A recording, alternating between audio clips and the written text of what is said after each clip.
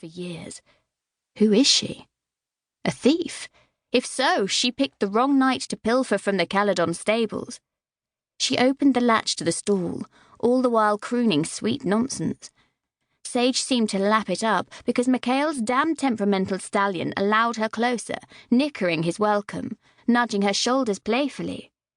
With an efficiency and strength that was surprising, she saddled Sage and fitted his reins. Definitely not a novice.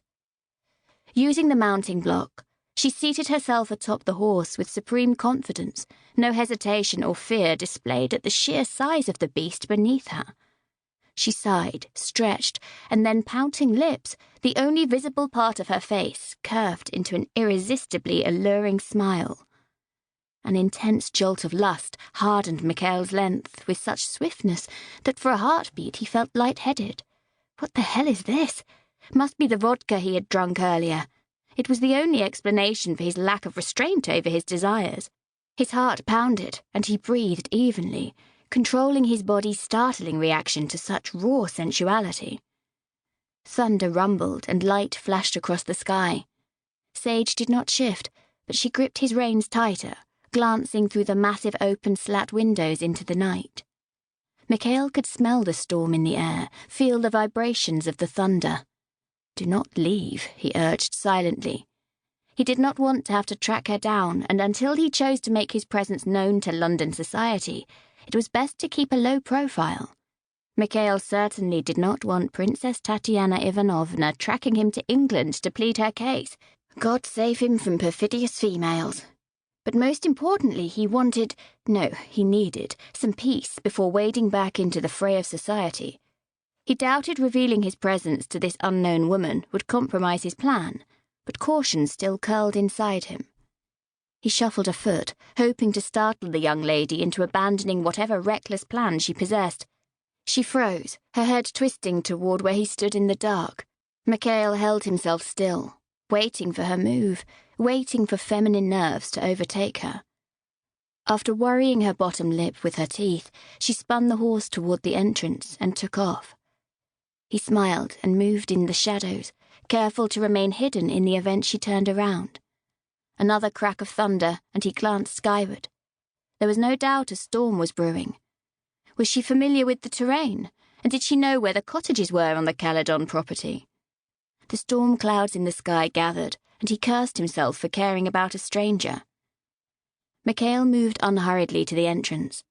It was easy to make out her form under the banner of moonlight. She rode like a dream. Her laughter floated on the wind, and he hated to ruin her enjoyment, but he could not allow her to steal his stallion. He placed his fingers against his lips and let a sharp whistle rent the air, then cursed as a boom of thunder hid the signal that would have caused Sage to return to Mikhail despite her urgings.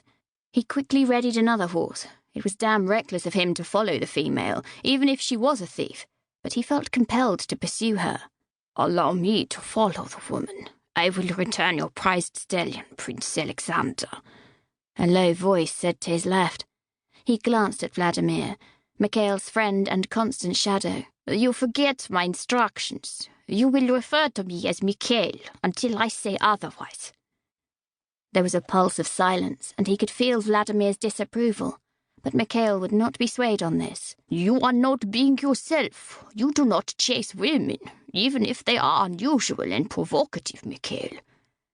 The last was uttered with grudging respect, and Mikhail would admit he was being a touch hasty, but it was a truth he was willing to ignore. "You will not follow me." "I will."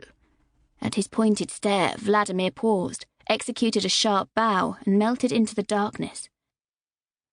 Mikhail launched himself onto one of Caledon's stallions and surged from the stable. He was chasing her. Mayhap it could be that he'd allowed Caledon to goad him to drink brandy to test its potency against Mikhail's vodka. The combination must have done something to his hard-won discipline, because the sharp interest that pierced him even now was unsettling. He was pursuing the unknown woman more for the desire to learn her identity than to recover his horse. His actions were so unlike him.